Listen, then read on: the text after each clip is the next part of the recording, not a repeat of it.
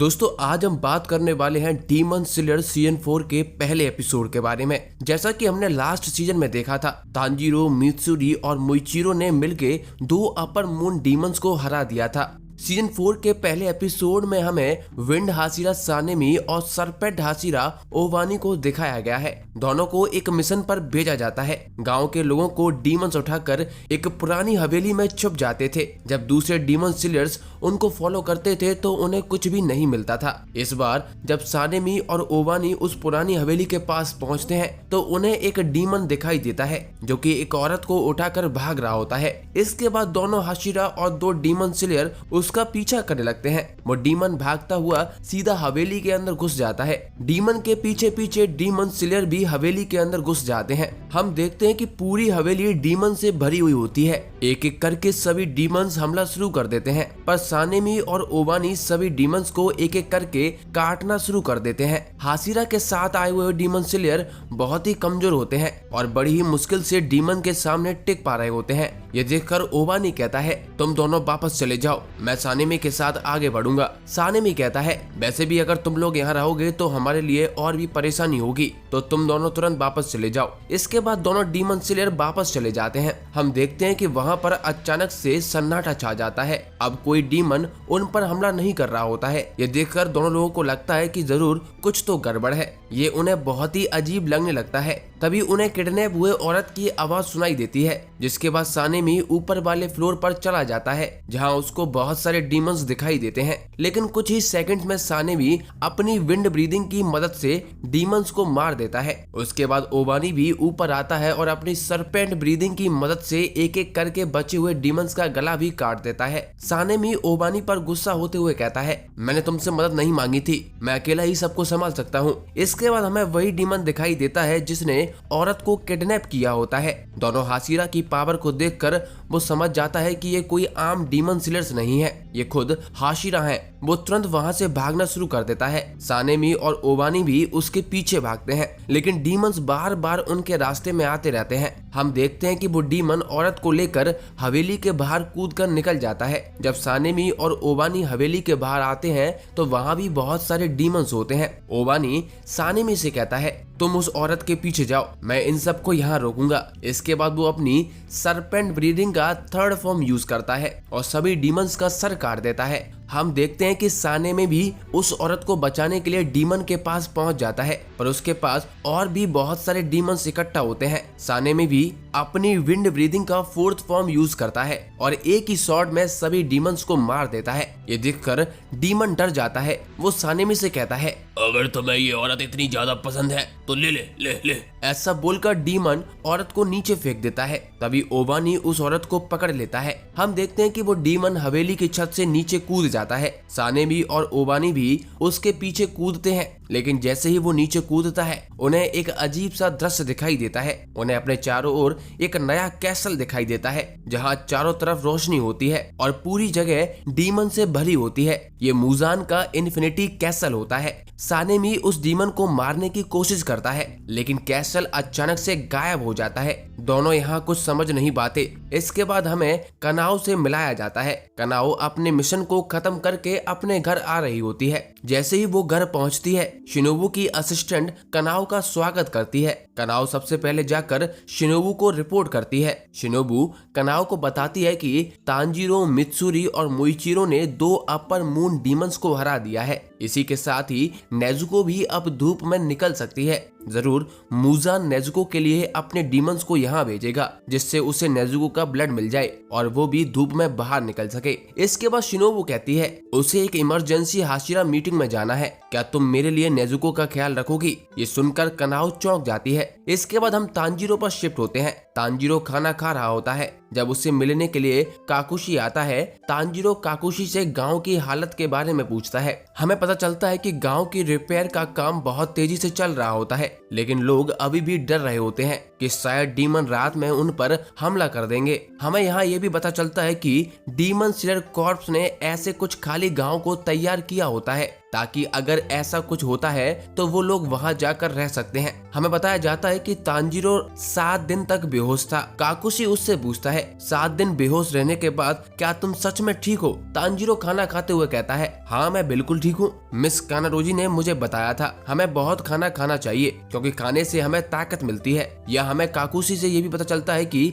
दोनों मित्सुरी और मोइचिरो 2 दिन में ही होश में आ गए थे और दोनों ने तीसरे दिन से ही काम शुरू कर दिया था। काकुशी कहता है लगता है तुम भी धीरे धीरे उनकी तरह बन रहे हो। ओ हाँ, वैसे तुम्हारी छोटी बहन के साथ कुछ अजीब हुआ है ना? मैंने सुना है कि वो अब सूरज में बाहर जा सकती है, क्या ये सच है? इस पर तांजीरो कहता है ये सच है पर अभी कुछ अच्छे से नहीं कह सकते। हम अभी श्योर नहीं है कि नेजुको पहले की तरह इंसान में ट्रांसफॉर्म होगी या फिर डीमन में बदल जाएगी। काकुशी कहता है क्या लेडी शिनोबु इस पर जांच कर रही है? इस पर तांजीरो गलती से लेडी तमायो का नाम ले लेता है पर बाद में उसे छिपाने की कोशिश करने लगता है। आगे काकुशी कहता है पूरा demon slayer Corp high alert पर रखा गया है और आज सभी हाशिरा की एक मीटिंग भी बुलाई गई है। इसके बाद हम सभी हाशिरा मीटिंग पर शिफ्ट होते हैं जहां पर हाशिरा आए हुए होते हैं। शानेमी मित्सुरी और मोइचिरो से पिछले मिशन के बारे में पूछने लगता है। ओबानी भी मोइचिरो और मित्सुरी से उनकी तबीयत के बारे में पूछता है।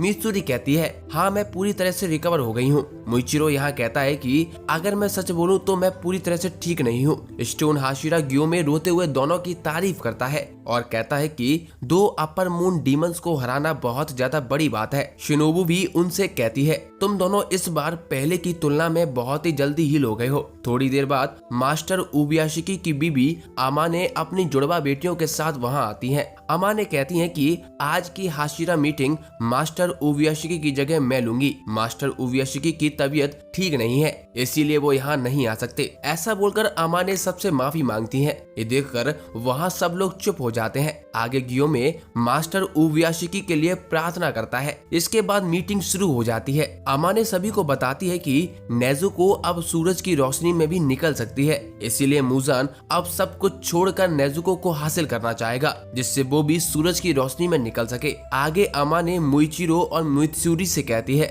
जब तुम अपर मून 4 और 5 के साथ लड़ाई कर रहे थे तो तुम्हारे ऊपर एक अजीब मार्क आ गया था। क्या तुम बता सकते हो कि ये कैसे हुआ? ये मार्क पहली बार सैन गोकू एरा में देखा गया था। उस समय एक ऐसा तलवारबाज था जिसने लगभग मुजान को हरा दिया था और उसी ने पहली ब्रीदिंग टेक्निक को भी इन्वेंट किया था। अमा ने कहती है कि सभी इसके बारे में ठीक से नहीं जानते हैं। सानवी पूछता है आखिर ये हमसे अब तक छुपाकर क्यों रखा गया था? इस पर अमा ने कहती है हमें अभी तक इसके बारे में ज्यादा जानकारी नहीं थी क्योंकि डीमन स्लेयर हर बार लगभग मर ही जाते थे जिसकी वजह से इसके बारे में ज्यादा जानकारी पास डाउन नहीं की गई। पर इस मार्क के बारे में एक चीज क्लियरली लिखी हुई है जिसके पास भी ये मार्क होता है उसके आसपास के सभी लोगों में भी ऐसे ही मार्क आ जाते हैं। इसके बाद आमाने की बेटी बताती है ये खुद उस इंसान की डायरी में लिखा हुआ है जिसके ऊपर सबसे पहले ये मार्क आया था। आमाने कहती है कि इस समय ये मार्क सबसे पहले तांजीरो के ऊपर देखा गया पर तांजीरो को इसके बारे में कोई आइडिया नहीं है इसीलिए वो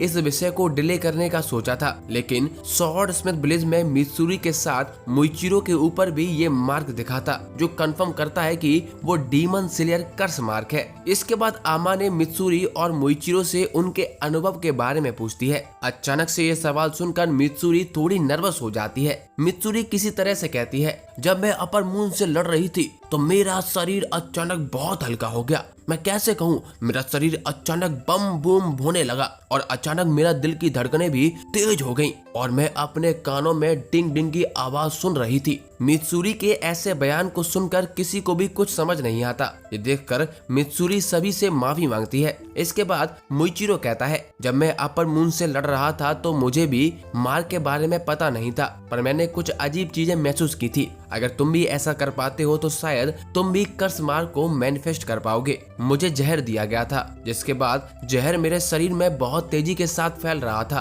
तो मैंने अपनी ब्रीदिंग टेक्निक को कंट्रोल करके जहर के फ्लो को स्लो करने की कोशिश की। इसके अलावा एक बच्चा भी था जो मुझे बचाने की कोशिश कर रहा था और लगभग मर चुका था। तभी मेरी याददाश्त भी वापस आ गई। इसके बाद मैं अपने इमोशंस पर कंट्रोल नहीं कर पाया। मेरा दिल 1 मिनट में 200 बार धड़क रहा था। मुझे लगा कि मेरा शरीर आग में जल रहा है और मेरी बॉडी का टेम्परेचर 39 डिग्री सेल्सियस तक पहुंच गया था। ये सब सुनकर शिनोबु पूछती है कि तुम ऐसे सिचुएशन में कैसे लड़ सकते हो? मोइचिरो कहता है शायद ये इसीलिए था क्योंकि मुझे वो मार्क मैनिफेस्ट हुआ था। जिन लोगों के मार्क मैनिफेस्ट हुए हैं और जिनके नहीं हुए हैं उनमें यही डिफरेंस है कि अगर तुम मर गए तो आपको ये मार्क नहीं मिलेगा, अगर बच गए तो आपको ये मिल जाएगा। अमा ने मुइचिरो से पूछती है, तुमने कैसे जाना कि तुम्हारे बॉडी का टेम्परेचर 39 डिग्री है? मुइचिरो बताता है कि उसे एक बार बुखार था और जब शिनोबू ने उसका इलाज किया था तब उसने थर्मोमीटर देखा था। वो आगे कहता है, मुझे उस समय भी सेम फील हुआ था। आगे ग्योमे कहता है,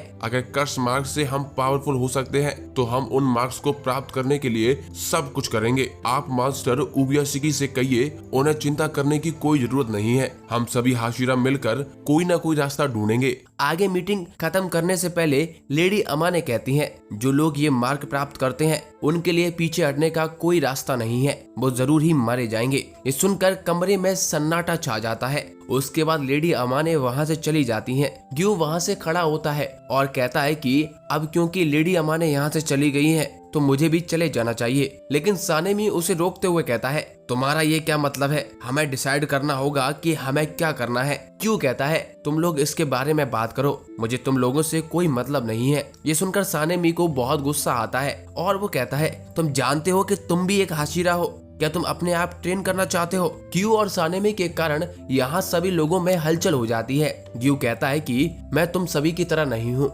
मैं अलग हूँ। ऐसा बोलकर ग्यू जाने लगता है। ग्यू की बात सुनकर सानेमी कहता है, क्या तुम हम सभी को कमजोर समझते हो? मित्सुरी बीच में रोकने की कोशिश करती है पर सानेमी मित्सुरी की नहीं सुनता और ग्यू को रोकने की कोशिश करता है। तभी ग्यू में एक जोरदार ताली बजाता है जिसके बाद पूरे कमरे में सन्नाटा फैल जाता है और सभी लोग फ्रीज हो जाते हैं। ग्यू में सभी को बैठने के लिए कहता है और कहता है कि उसके पास एक आइडिया है। इसके बाद फिर हम तांजीरो पर शिफ्ट होते हैं। तांजीरो अभी भी बेड पर बैठकर खाना खा रहा होता है। काकुशी उससे शिनोबू की असिस्टेंट और आओई के बारे में पूछता है। यह हमें पता चलता है कि सभी लोग नेजुको के साथ खेल रहे होते हैं क्योंकि कॉर्प में उसके पास ज्यादा काम नहीं होता। इसके अलावा नेजुको धीरे धीरे बात करना शुरू कर देती है। इसके बाद काकुशी कहता है, वैसे मैंने सुना है कि वो पीले बाल वाला आदमी यहाँ बहुत जल्द आ रहा है। इसके बाद हमें जेनित्सु दिखाया जाता है। जेनित्सु भी अपना मिशन कंप्लीट करके वापस आने लगता है। शिनोबू की तीनों असिस्टेंट जेनित्सु का स्वागत करने के लिए आती हैं।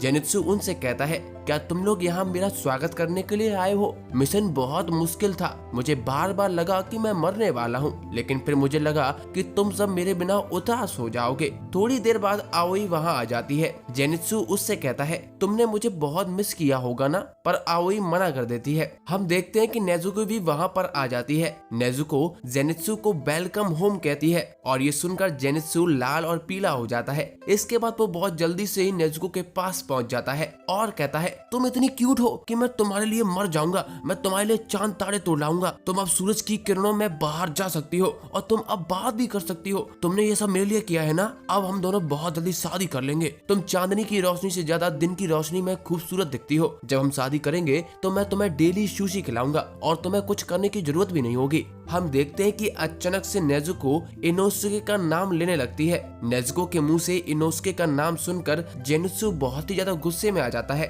इसके बाद हम फिर से तांजीरो पर शिफ्ट होते हैं। काकुशी तांजीरो से पूछता है कि वैसे वो सुअर मास्क वाला आदमी कहाँ गया है? तांजीरो कहता है कि वो सुबह तो यहीं पर था, पता नहीं कहाँ गया। काकुशी तांजीरो को बताता है कि सुबह से ही इनोसुके नेजुको को अपना नाम कहना सिखा रहा है ताकि नेजुको को इनोसुके का नाम याद हो सके। आगे हम देखते हैं कि वहाँ पर हागर नेजुका आ जाता है। हागर नेजुका बहुत ही ज्यादा दर्द में होता है और लंबी लंबी सांसें ले रहा होता है। ये देखकर काकुशी हागर नेजुका को बैठने के लिए कहता है। हागे नेजुका तांजीरो की नई तलवार लेकर आया हुआ होता है। ये वही तलवार होती है जिस पर हागे नेजुका पिछले सीजन में मेहनत कर रहा था। इस तलवार पर रेनगोकू की तलवार का गार्ड भी लगा होता है जिसको देखकर तांजीरो बहुत ही ज्यादा खुश हो जाता है। तांजीरो जैसे ही तलवार निकालता है वो देखकर चौंक जाता है। हागे नेजुका कहता है, इस तरह की स्टील बहुत ही हाई क्वालिटी की है, इसका मालिक जरूर एक बहुत स्ट्रॉन्ग तलवार बाज रहा होगा। हमें उस तलवार के ऊपर शिले लिखा हुआ दिखाई देता है।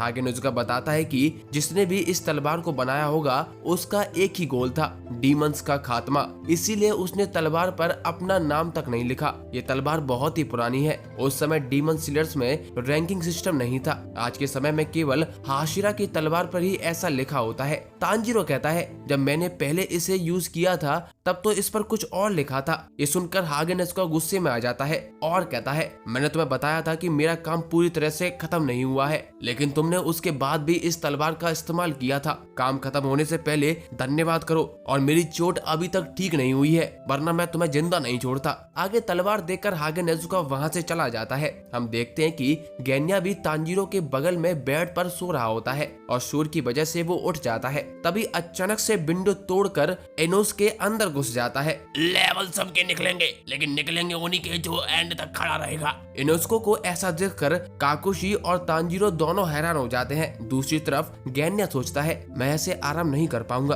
काश मुझे एक अलग रूम मिल जाता। आगे इनोस्के तांजीरो को बताता है कि बहुत जल्द हमारी ट्रेनिंग शुरू होने वाली है। तांजीरो यहाँ पूछता है, लेकिन कैसी ट्रेनिंग, जिस पर इनोस्के को ज्यादा पता नहीं होता। इसके बाद हम फिर से हाशिरा ट्रेनिंग पर शिफ्ट होते हैं। ग्यू के अलावा सभी लोग मिलकर ट्रेनिंग का प्लान बनाते हैं कि वो सभी डीमन स्लेयर्स को एक साथ ट्रेन करेंगे, क्योंकि मुजान का टारगेट नेजुको है, तो वो कभी भी हमला कर सकता है और इसके लिए उन लोगों को तैयार होना पड़ेगा। और यही वजह है कि वो जल्द से जल्द ट्रेनिंग शुरू करना चाहते हैं। अभी कुछ समय से डीमंस के हमले कम हो गए हैं, इसीलिए हमारे पास अभी समय है कि हम सभी को ट्रेन कर सकें। सभी इस प्रपोजल को सुनकर हाँ कह देते हैं, लेकिन क्यों में कहता है, करंट हाशिरा की संख्या कम है, इसीलिए हमें ट्रेनिंग के लिए रिटायर्ड हाशिरा को भी बुलाना पड़ेगा। इस पर भी सभी लोग हाँ कह देते हैं। शिनोबु कहती है, बाकी सब तो ठीक है, पर हमें ग्यू का भी कुछ करना पड़ेगा। इसके बाद हम फिर से तांजीरो पर शिफ्ट होते हैं। जेनित्सु तांजीरो के साथ बात कर रहा होता है। जब जेनित्सु को ट्रेनिंग के बारे में पता चलता है तो वो कहता है,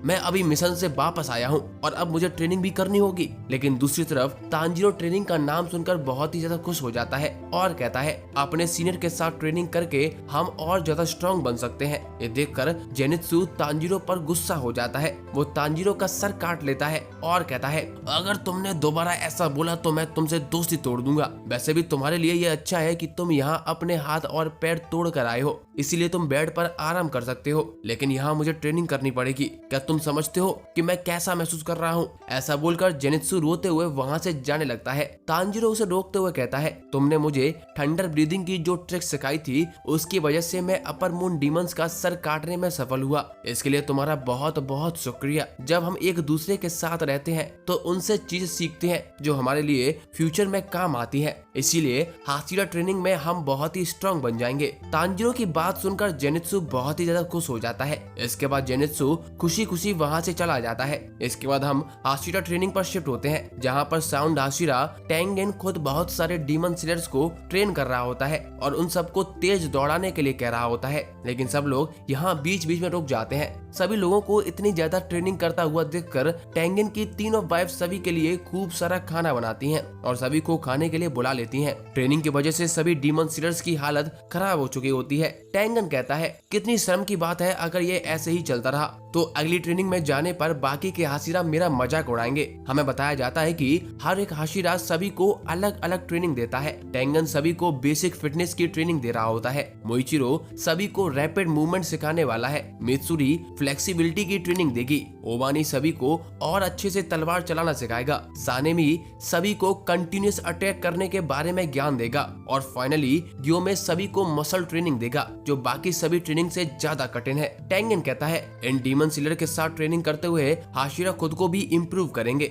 आगे हमें सभी डीमन स्लेयर्स की ट्रेनिंग के एक झलक दिखाई जाती है, जहां हमें सभी डीमन स्लेयर्स एक एक करके हाशिरा के साथ ट्रेनिंग कर रहे होते हैं। शुरुआत में कोई भी डीमन स्लेयर हाशिरा के सामने टिक नहीं पा रहा होता है। आगे हम देखते हैं कि एक क्रो तांजीरो के पास एक लेटर लेकर आता है, जो खुद मास्टर उबियाशिकी ने भेजा होता है। हमें पता चलता है कि ग्यू हाशिरा ट्रेनिंग में पार्टिसिपेट नहीं कर रहा होता है। इसके बाद हम लेडी अमाने पर शिफ्ट होते हैं, जो अपने पति यानी कि मास्टर उबियाशिकी की देखभाल कर रही होती है। अमाने मास्टर उबियाशिकी से कहती है, हाशिरा ने डीमन स्लेयर्स की ट्रेनिंग शुरू कर दी है। तुम्हारे बच्चे तुम्हारे काम को आगे बढ़ा रहे हैं ताकि तुम्हारा सपना पूरा हो सके। अमाने की बात सुनकर मास्टर उबियाशिकी उसका शुक्रिया करते हैं, जिस पर अमाने रोने लगती है। इसके बाद हमें लेडी तमायो का घर दिखाई देता है, जिस पर उन्होंने एक इनविजिबल बैरियर लगाया हुआ होता है। ये घर एक घने जंगल के बीच में होता है। लेडी तमायो अपनी रिसर्च में बिजी होती है। तभी अचानक एक क्रो तमायो के विंडो के सामने आ जाता है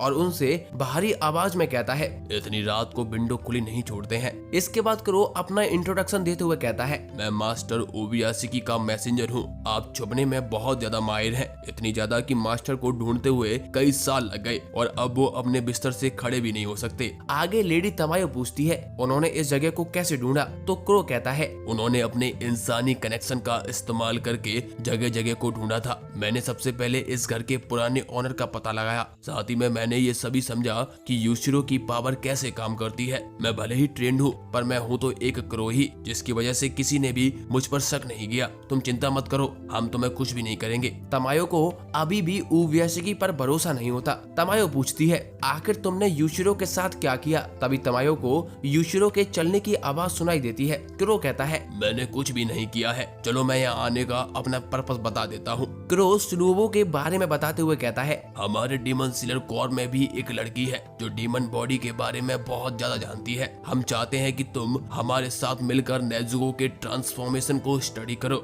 ये सुनकर तमायो चौंक जाती है। आगे क्रो कहता है, हम चाहते हैं कि हम एक साथ आएं और मुजान को हराने में काम करें, इसीलिए तुम्हें ओबियाशिकी मेंशन में रहने के लिए हम इनवाइट कर रहे हैं। क्रो की बात सुनकर तमायो सोचती है कि आखिर वो एक डीमन है तो ओबियाशिकी मेंशन में वो कैसे जा सकती है, जो कि डीमन सीलर्स का घर है। ये सुनकर तमायो सरप्राइज हो जाती है और इसी के साथ ये एपिसोड खत्म हो जाता है। दोस्तों बताइए आपको ये एपिसोड और मेरा एक्सप्लेनेशन कैसा लगा? अच्छा लगा है तो कमेंट करके जरूर बताएं। भाई मेरे को अच्छा लगता है और मैं सारे कमेंट पढ़ता हूँ। अच्छे अच्छे कमेंट करिए, मैं उनके रिप्लाई भी करूंगा और अच्छा कमेंट को पिन भी करूंगा।